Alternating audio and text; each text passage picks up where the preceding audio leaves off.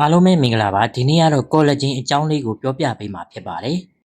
ကောလာဂျင်ကအသားရည်အတွက်ကောင်းတယ်ဆိုတာလူတော်တော်များများသိပြီးသားဖြစ်မှာပါ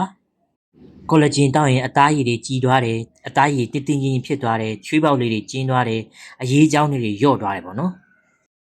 ကောလာဂျင်ကအသားရည်အတွက်ပဲမဟုတ်ဘူးခန္ဓာကိုယ်မှာရှိတဲ့အယိုးတွေကြွက်သားတွေနောက်ပြီးတော့ connective tissue ရှိတဲ့အစာရည်နံရံတွေတွေးကြောနံရံတွေအဲ့ဒီမှာလည်းကောလာဂျင်တွေပါပါတယ်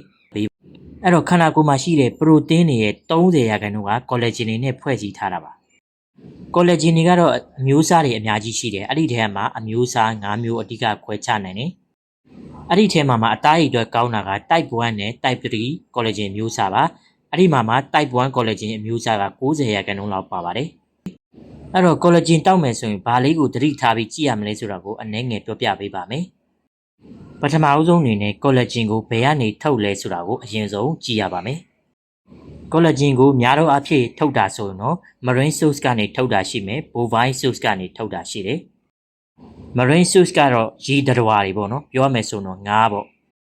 သူ့ရဲ့ကောလာဂျင်ကအသားရည်အတွက်ကောင်းတဲ့ type 1ကောလာဂျင်အများစုပါပါတယ် bovine source ကနေထုတ်ထားတဲ့ကောလာဂျင်ကကြတော့အယိုးစစ်တွေအတွက်ကောင်းတယ်အဲ့တော့ကိုကအသားရည်အတွက်တောက်ချင်တယ်ဆိုတော့ type 1 collagen အမျိုးအစားပါတယ် marine source collagen မျိုးစားကိုတောက်တင်ပါတယ်